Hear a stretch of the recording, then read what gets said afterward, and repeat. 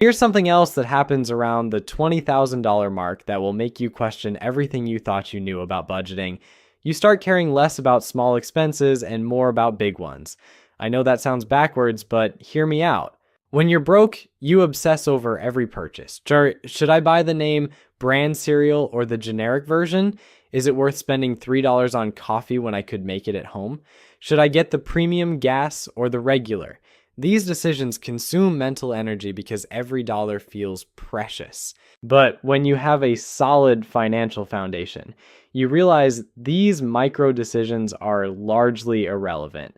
The difference between spending $3 on coffee versus making it at home is maybe $1,000 per year if you're really going overboard. That's not nothing, but it's not going to make or break your financial future either.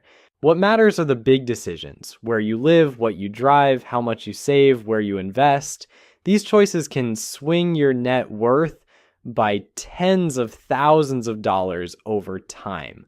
So instead of agonizing over whether to buy the organic bananas, you focus your energy on optimizing your housing costs, maximizing your income, and making sure your investment strategy is solid.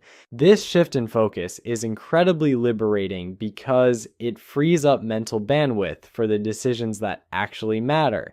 You stop sweating the small stuff and start thinking strategically about wealth building.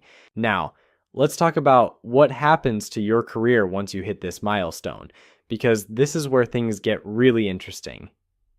Having $20,000 saved doesn't just change your relationship with money, it changes your relationship with work. When you're living paycheck to paycheck, you're essentially trapped in whatever job you currently have. Your boss could be terrible, your coworkers could be toxic, the work could be mind-numbing, but you can't leave because you need that next paycheck to survive. This puts you in an incredibly weak negotiating position. You can't ask for a raise because you're afraid they might fire you. You can't push back on unreasonable demands because you need the job more than they need you. You can't explore other opportunities because taking time off for interviews feels too risky.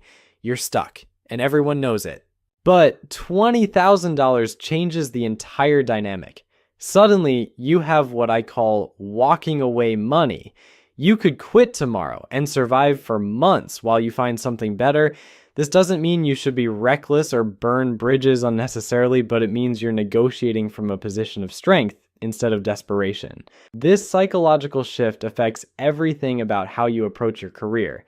You start asking for the raise you deserve because the worst they can say is no, and you'll be fine either way. You push back on unreasonable requests because you're not afraid of the consequences. You explore new opportunities because you can afford to take some risks. Here's what's really crazy.